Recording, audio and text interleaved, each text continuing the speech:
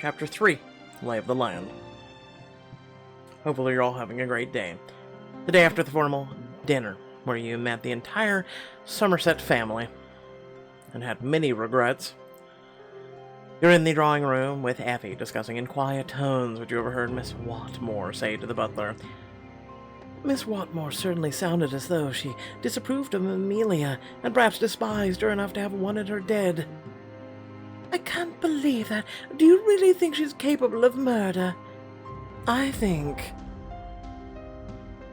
anyone is fair game at this point. Even Mr. Barnes, even Mr. Francis. We can't rule anyone out, not until we know more. What we need to do is find some proof. Proof of what? John and Francis step into the drawing room. Effie hastily sweeps into a curtsy. Beg your pardon, sirs. Proof that the tailor in the village is overcharging us for alterations. Oh, she's witty and quick.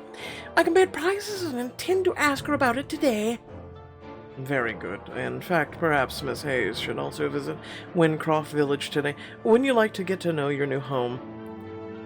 I could widen my search for clues as who might have wanted Amelia dead.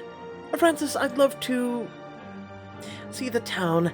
From what I briefly saw during the drive over, it looked charming. Sir, don't forget you have an appointment today with the Webber family. Oh, that's right. I promised my father I would join him on the rounds visiting our tenant farmers. Perhaps John could show you the town in my stead. Called upon to play tour guide once again. But I'm happy to show you around, Miss Hayes. Do try to offer some useful information about the town. No promises, dear brother. I'll give you some time to get ready and meet me downstairs in half an hour, and the chauffeur can drive us. As you head for your room, Effie waves you towards the telephone. It's your stepmother. Take the receiver from Effie. You listen to the hiss and crackle of the line. Delia? Lillian, so glad I caught you, dear. I'm at the clubhouse with time to spare, so I thought I'd say hello. How are you settling in? I know I need not remind you how important the Somerset family is to us. Yeah. You grit your teeth and smile, even knowing she can't see you. No, you certainly don't need to remind me. I'm actually calling about a little something, pressing. Not that your happiness isn't important to me, dear. As you know, my lovely sister, your Aunt Maud, lives in London. Aunt Maud is such a ride. I miss her. It'd be great to see her while I'm here. Oh, yes, my sister's ever the charmer. Just don't let her ways influence you. I'm surprised your sister was able to get engaged with the chaperone who would rather run around with her own lovers. But I'm calling because I found out that she actually saw Amelia a few days before her death. Well, there's a clue. She did? Apparently Amelia borrowed some money from her. My sister doesn't want to be a burden, but she could use the loan back. No doubt from a romantic trip, or perhaps to throw another extravagant party. Why don't you give her the money? Why would Amelia have borrowed money? Wasn't her allowance sufficient? I'm sure. I don't know, dear. The point is, I'll try to get your father to cover the loan, but in the meantime, if you're going to the village today, you might want to buy your aunt a gift. I'm certain she'll expect you to call on her soon. I'll see what I can find. Can I hang up already? Wonderful! She won't be back for a few days, but she's looking forward to hosting you in London. Anyway, I must dash. I hope your adjustment goes smoothly, dear, for all of our sakes. Yeah, no, go screw yourself. You hang up and head towards the staircase, ready to ready yourself for the day ahead. As you do, though, you catch sight of Mr. Francis, hard at work in the study, poring over various documents. He looks all so pissed. When doesn't he, though? Soon you and John are on the vehicle as it winds its way away from the estate. And through the lush fields and greenery. I apologize again that my brother couldn't make the time for this. He has many duties to attend to. You don't have some smart remark about his noble traditions? I do respect Francis's honor. He may be distant, but he is a man of his word, and will always do right for his family. Not that I envy him in his position. Your family seems important to you. If you don't mind me asking, can you tell me more about the loss of your sister? Lady Gemma told me how that affected your family many years ago. You see John's face darken a tad. I'm sorry, I didn't mean to pry, truly. No, just you're very quick to pick up information in new surroundings. Yes, Francis's sister died in infancy. Shortly after that, our parents took me in. All our privilege cannot protect the family from loss following us like an English storm cloud. We are not looking to compound it. Do you blame Amelia for adding to your family's losses? Is that why you're afraid to accept me? He glances sidelong at you. You are quick, aren't you? Surprised. He shakes his head with bemusement. To answer your question, suffice it to say that I prefer to navigate the world carefully, for human life and human nature are fickle. The rest of the ride passes in silence, although you can feel the tension buzzing between the two of you. Eventually the automobile reaches the village and Dawn helps you step down.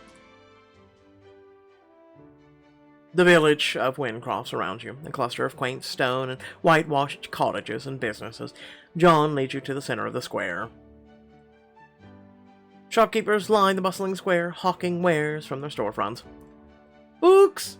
The latest novels from America and France, all at a discounted price. What a lovely town. The bookstore is a favorite of mine. And there we have the school, although Francis and I attended boarding school at Fulton, of course, a privilege not afforded to most townsfolk, which are at least spares their rubbing shoulders with the most infuriating sort of peerage. John shakes his head and gestures to more shops. The tailor, the baker, and conveniently the public house and physician's office right next to each other. That way the drunks can stumble over. What a thoughtful layout. Not that I have personal experience, of course, but I've whiled away a few afternoons at the pub.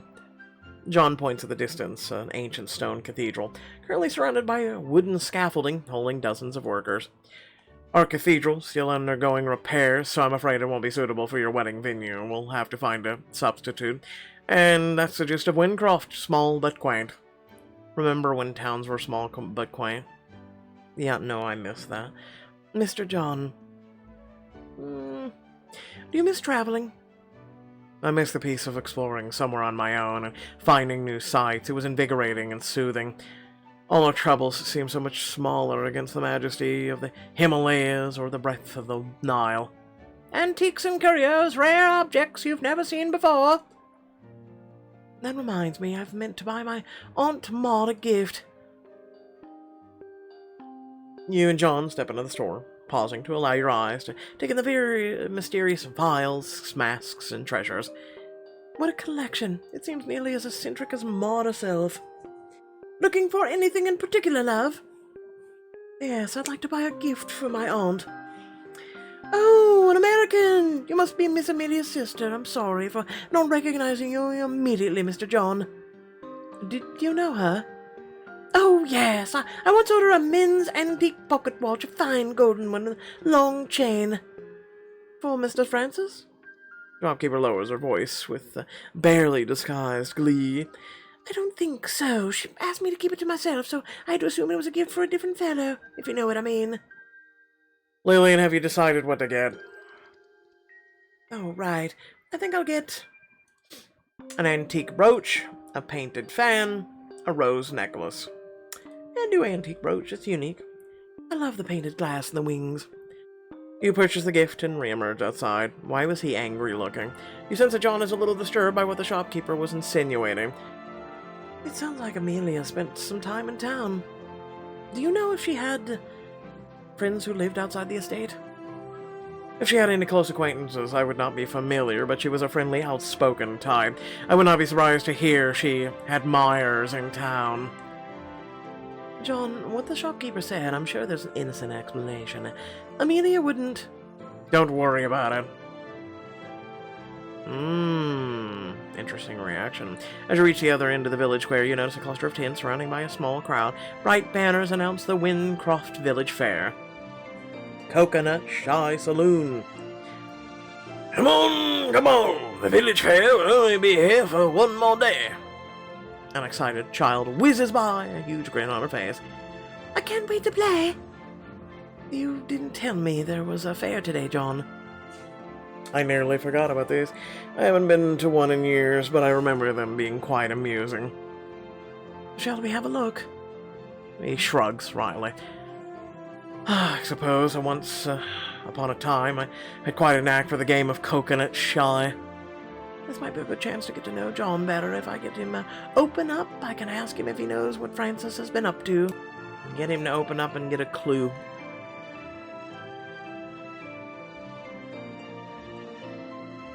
Then let's go. Perhaps it'll be like Coney Island back home. All right, just because I promised Francis I'd entertain you. If nothing else, we can see if it lives up to my childhood memories. John purchases your admission from a cheerful vendor and ushers you into a cluster of bright tents. The people of Windcroft mill around the different booths where vendors sell everything from snacks to fortunes. Care to have your palm read? Even if I believed in such things, I'd rather not know. Why are you afraid? No, but I'd rather live my life than hear about it from someone else. Test your skills, win a prize, head on down for coconut shy. Let's give it a try. I don't think it's too unladylike to toss a ball. Unladylike? I bet I can toss better than you. Oh, forgive me if I require a demonstration. You approach the tent where the game is set up. It's quite simple. All you have to do is knock the coconuts off the sticks in the back. John hands you a small wooden ball for the first throw, and you wind up. Swing the ball, drop the ball, throw the ball. I'm gonna throw the ball. You draw back your arm and toss the ball into the air. Crack! The ball hits the coconut smack dab in the center, and it totters and falls off the stick. Told you. My turn. He readies his toss, squints, pitches the ball, and strikes the coconut solidly. We are far from finished. You take up the ball from the second round, determination glinting in your eyes. You should hit the carnival barker, hit the coconut. Why would you hit John? That's so mean. You toss the ball with just enough force and knock the second coconut off the stand. Huh. John picks up the second ball and takes aim, but his toss goes wide. So, was that all just big talk, Mr. John? Here's your last chance. Lose my grip, hit the coconut. I'll be hitting coconuts all day. You fling the ball in a perfect arc and strike square in the center of the third coconut, knocking it off the stick. Yes! John readies his last pitch, but misses. Told you I wasn't just talk. Well, it's a winning score for the lady. How about a prize? The carnival barker pulls out your prize from behind the counter. Oh, it's a toy magic lantern to project shapes and images. How charming. I've never seen such a thing before. Then, if you haven't seen such a thing before, how would you know of it?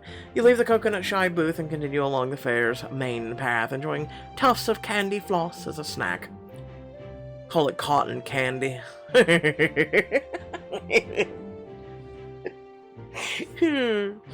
Thank you for accompanying me today. I'm glad to know my new home can be so lively. It would not do for you to languish at home just because Francis can't drag himself away from work yet again. What do you mean by again? Do you know what occupies him? The usual one might expect from the estate's heir. Francis often follows my father on his rounds, converses with family solicitor, keeps tabs on our financial transactions and payments, and so on, although it seems something new is taking up his time recently. What do you mean? He's making phone calls to Kingsbridge University. We both attended there, but these never kept such close ties before. I wondered if he and father were in the process of making a donation, but we're in no state to do such a thing. Kingsbridge University, I wonder why. He shrugs. I don't pay much attention to the affairs of state. Fitting, I suppose, for the second eldest son. Now, where shall we head next? Soon you're both riding on the carousel, cheerful music filling the air as your steed glides up and down. Oh, these are faster than I remember. Don't tell me the world traveler gets sick on a carousel. I'll have you know I'm an accomplished estuarian. Finally, the carousel comes to a stop and you stand on wobbly legs. Let me help you down. John gives you his hand and you step down from the carousel, your head still spinning. I'll admit our little fair detour has been more diverting than I expected. Indeed. It has been so diverting, in fact, it's almost like you're courting me.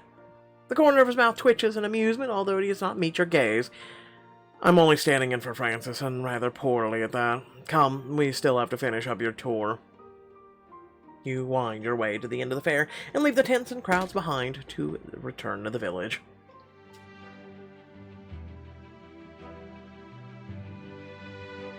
As you wind down the village street, someone calls out to you. Miss Lillian Hayes, is that you? Is it not? You and John both turn as a young man catches up to you at a slow jog, his hat in his hand. Okay, who are you? Benedict Cumberbatch? About 100 years ago? Like, what's going on? Apologies for my calisthenics, but I had to meet you. I'm Hugh Crawford, the Hayes family solicitor. I've heard Miss Amelia's sister was in town, and I recognized you from the photograph. Although it's nice to not see you in a two-dimensional form, your photo hardly does you justice. You knew my sister? Oh, yes. I manage your family's legal and sometimes financial matters here in England. Your sister and I grew to be close friends. Actually, I meant to pay you a visit, but here you are, and thus here I am. He smiles sadly and bows his head. I'd like to offer my condolences, though I'd assure you'd rather tired of hearing that trite sentiment, but I do mean it. I didn't know you and Amelia were close, but I'm happy to meet any friend of hers. Oh, Miss Amelia was a lovely soul, full of verve and quick-witted, some sunshine in our appalling grey weather. Even though it has blue skies, John extends a hand to Hugh, and they shake firmly. A pleasure to meet you, and see you again, Hugh. You two are acquainted, then? We've met a handful of times when I attended to Amelia's business at the estate. I wouldn't say I was a fixture at the christenings or anything. That's more for the inner circle. Hugh, you know you're always welcome, although you should be thankful to be spared such tedious affairs. The exclusion was a gesture of altruism. If that's the case, consider my grievances settled. Rightly so. Lillian, might you excuse me for a moment? I need to post some mail, but perhaps Mr. Crawford can finish up the tour while I do so. Hugh offers you his arm as John bows his head and leaves for the post office. Shall we then? Hugh leads you down the street at a steady pace, until you make your way into a peaceful park filled with vibrant flowers. I often go for walks here whenever I need a break from my demanding clients and their documentation. Nothing like a statue of regal monarch to reinvigorate one's spirit, eh? I'd rather go for the trees and flowers. You speak with a mocking tone, Mr. Crawford. Oh, so I'm told, alas, given my solidly middle-class station, I can only air my complaints if I cloak them in humor. So, Mr. Crawford, how long did you know Amelia? I met her when she first arrived, about a year ago. She had a shrewd mind for business, although it sounds like your father wasn't keen on involving her in the family trade. I didn't know she had a desire to be more involved. I think she resented being left out merely for her sex. She would have liked to learn more. I'm sorry, there's probably no point in bringing this up now. No, I understand. Both of us liked learning and would have liked to continue higher education, but our family was intent on marrying us off. I'm sorry, it's hard to feel shackled by family tradition. And are you originally from Wincroft? No, I'm from London, and I went to university at Kingsbridge, which makes me sound a lot stuffier than I actually am, I hope. I moved here when I was working for a firm, and after that I became a sole practitioner. London, Kingsbridge, wow. I hope Wincroft doesn't feel too boring in comparison. I have to bow and scrape and kiss a lot fewer rings out here. Well, maybe not fewer per capita, but fewer overall. I went to university on scholarship, so my experience was largely that of an over-observer, like an anthropologist doing research. He pauses as you near a break in the hedges and checks his pocket watch for the time. Ah. I figured, because I saw the chain when he came jogging up, you know. Mr. Crawford, do you mind if I ask where you bought that pocket watch? It looks finely made. Oh, it was a gift from Amelia. She wanted to express her thanks for my work on your family's affairs. Was that the only reason, or might Amelia have been sweet on him, like the shopkeeper suggested? How thoughtful of her. It looks like I've got plenty of time before my next engagement, if you'd like me to show you one of your sister's favorite places. There's a beautiful country stream nearby that Amelia liked to walk alongside. Would you like to visit it together? This could be a good opportunity to find out his real relationship with my sister.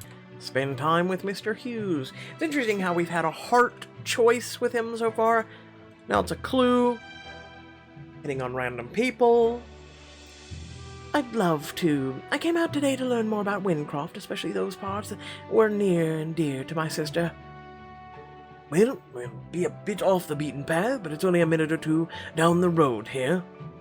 Hugh gestures towards the pathway leading into the greenery beyond the village proper.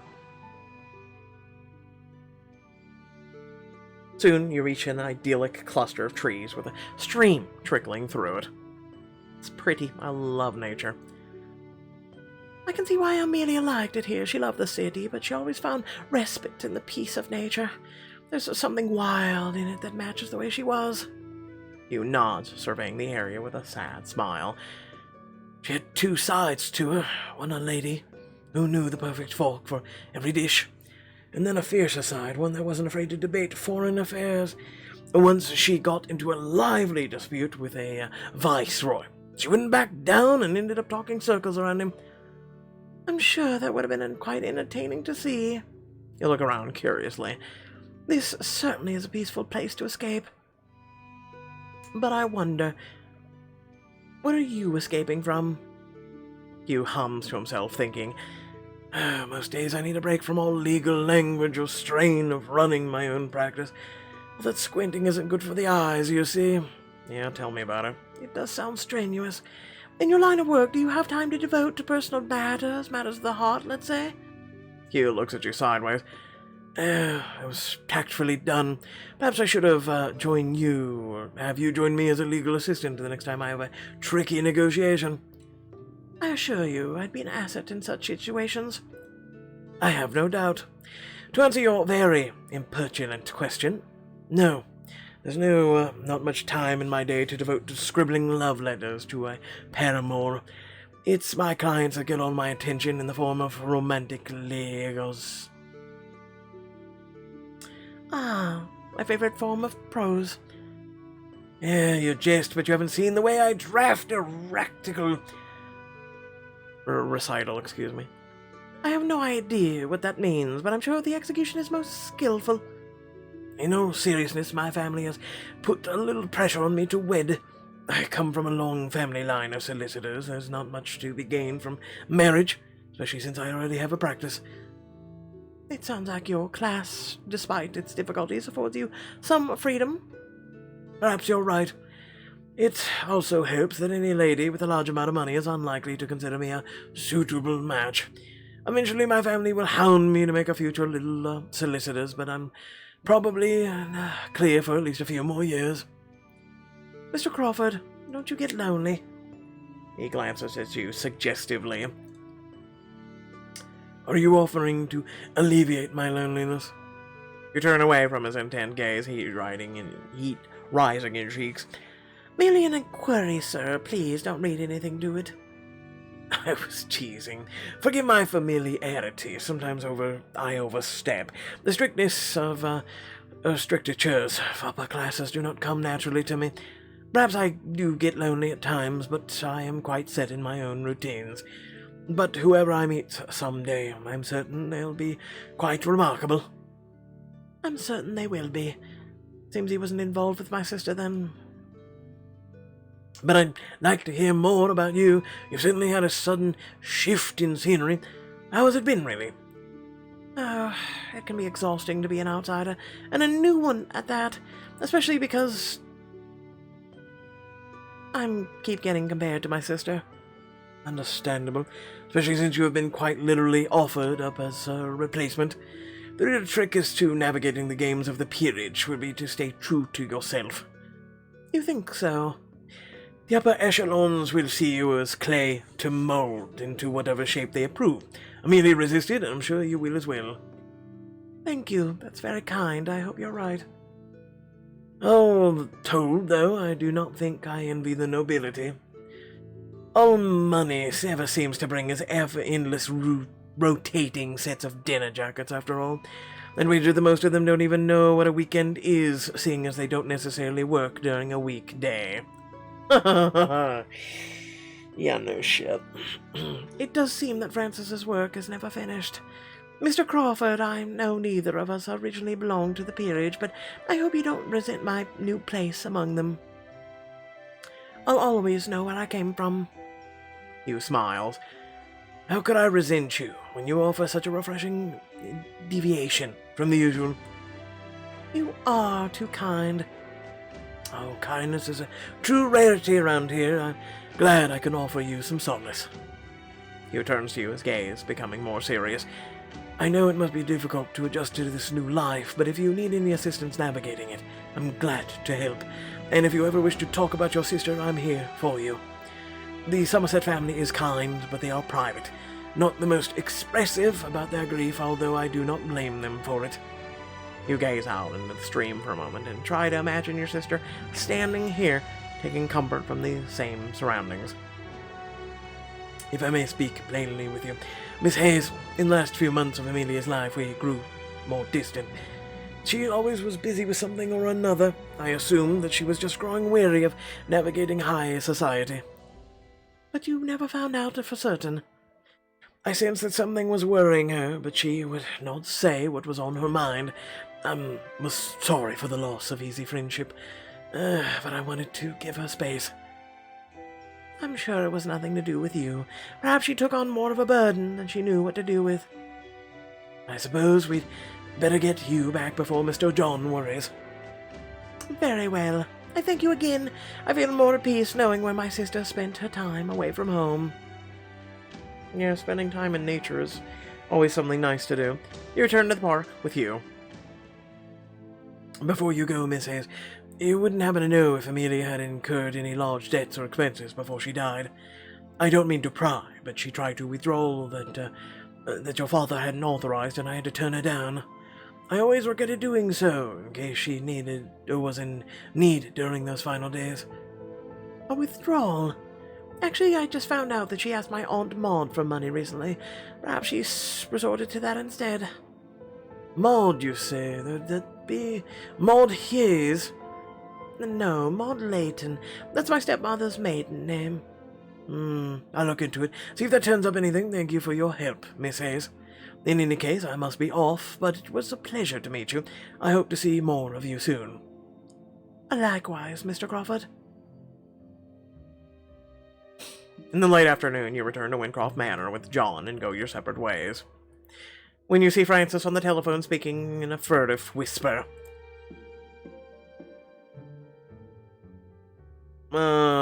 Sneaking up slowly and quietly. You approach cautiously, careful that your steps don't reverberate in the great hall. Francis doesn't notice you and continues his conversation. And what of the other lab reports? Lab reports? No, of course I didn't tell her. Do you think me a fool? I can't let her know the truth. Not when she and Amelia are the same, the blood. As you lean closer, you catch the eye of Miss Watmore coming down the stairs. Yes, Miss Hayes. May I help you with anything? Provide you with directions?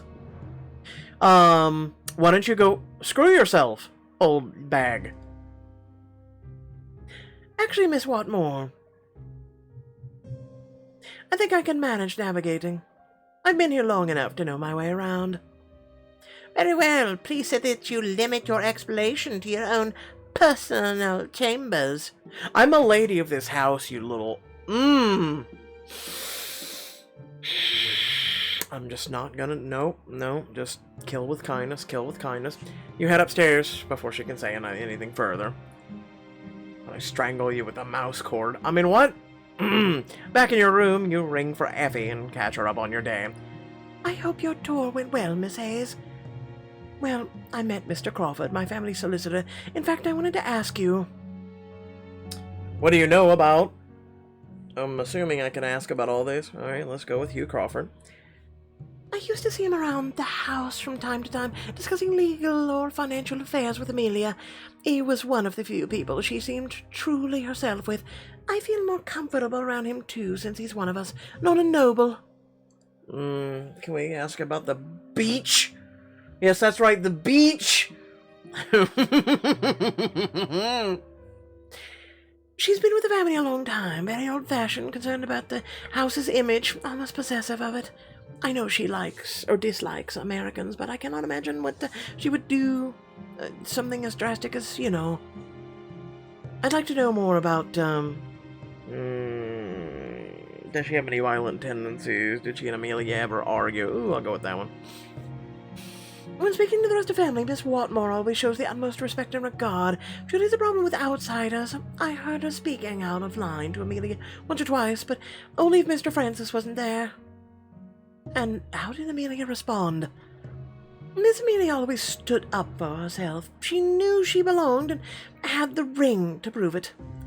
But I thought it was little things, friction over running the household, not motivation for murder. Alright, what about Mr. Barnes? He served the family for most of his life. He keeps everything running, though he could be a bit stern and old-fashioned. I've never had any trouble with him, though he does expect us to follow traditions to the letter, and shouts at the staff sometimes. Thank you for your help, Effie. So we were able to follow up more with Miss Watmore than him.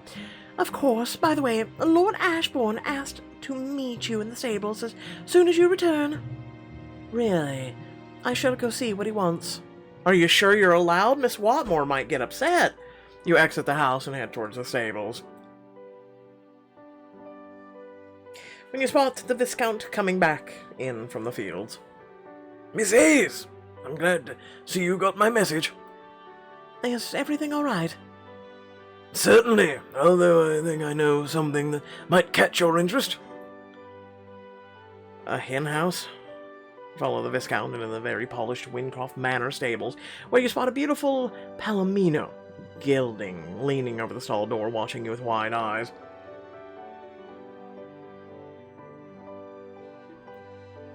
This fine boy was one of Amelia's favorites.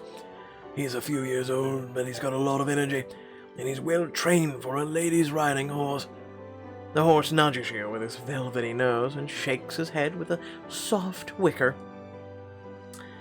What a beauty! Look at the luscious mane and those flowers. Would you like to name him? I've gone back and forth on various choices, but never quite settled on one. How about Claudio? Let me think about this one. Nah, I'm gonna go with this one. It is dedicated to the ghost of Tsushima horse. Now that's a name worthy of this handsome fellow. I was thinking you might like to adopt Sora as your own. I know that you took equestrian lessons in the States. He was to have been Miss Amelia's mount, so he's really been languishing since her death. You think you see a wistful look in his eye, before he forces a smile back to his face. Where did she like to go riding? I assumed around the fields or into town to do some shopping, although she did seem to take him out more frequently in those last few weeks. Sora, I bet if you could talk, you could tell me all about where my sister went. It'd be lovely to have a companion and my own transport as well. Adopt Sora as a diamond choice. God damn it. Also, apparently adopting the horse allows you to pick up clues. Oh, okay. Should have put a clue next to the thing then. You know, in case people skip past that garbage. Excellent. Then Sora shall be your new steed. You and I are going to become very good friends. Sora whines as though in agreement. I'd like to feed Sora. You fetch a red apple from the stables and offer it to it. Sora's eyes light up and he stretches his lips around the apple to try and eat it all in one bite. Whoa there, try to remember to chew. Etiquette. Etiquette, you little horse. Etiquette. We're rich people. We can't be like the lower class.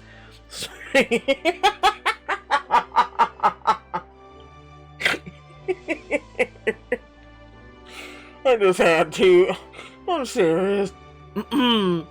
Sora chomps away at the apple contentedly and nuzzles you with his nose. You spend another hour, Sora, before reluctantly heading back to the manor to prepare for dinner. I'll be back tomorrow to take you for a ride. Sora tosses his head with a huff. Later that night, as you're preparing for bed, Effie knocks on your door and you go to answer it. Miss Hayes, you have a telephone call from Mr. Crawford. At this hour, what could he possibly want? To tell you. A secret. You rush to the telephone in the great hall, and you pick up the line. Miss Hayes, I'm terribly sorry to call so late, but I think you'll want to hear this. I did some digging based on your aunt's name, and it's true your aunt deposited a very large sum into your sister's account before her death. It was done in multiple installments, so I thought it was part of the wedding gift money your sister was receiving. Was there anything strange about it? It looks like Amelia transferred the full amount right away, as though she was acting with a sense of urgency.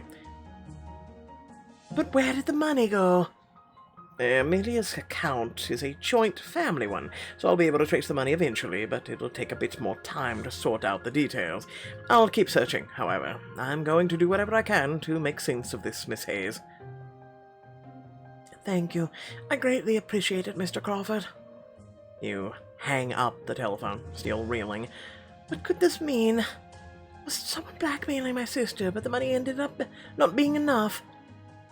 One will never know. It goes on real slow. Hopefully you all did enjoy the video. I could keep this up all day. Please make sure to like, share, and subscribe. Also, head down to the description of the video. There's links to social media, Discord, and a few links to support yours truly, like that join feature or the thank button that is located on the videos. Be great if you did that. Otherwise, thank you for your support. Thank you for your viewage. I love your beautiful faces. And without further ado, I'm finally getting on and back to this stuff. I know I've been busy and whatnot, and life happens and the whole medical thing. And so some things had to go on hiatus for a little bit. I know some of you have been asking about it. Trust me, clearly I'm getting back to it. I'm trying to just get to doing like a chapter every other day or every day, basically, is what I'm going to try doing. Except for clearly Wednesdays and Fridays, right? Yeah, thought I'd share that with you. Again, gonna try. Weekends, not so much. Usually on Saturday and Sunday, I am quite busy. And especially I stream quite an abundant more amount on those days than anything else. So I try and leave choices out of my weekend. You know, it's kind of like my days off from choices. So yeah. Without further ado, love you beautiful faces. Catch y'all later. Peace out.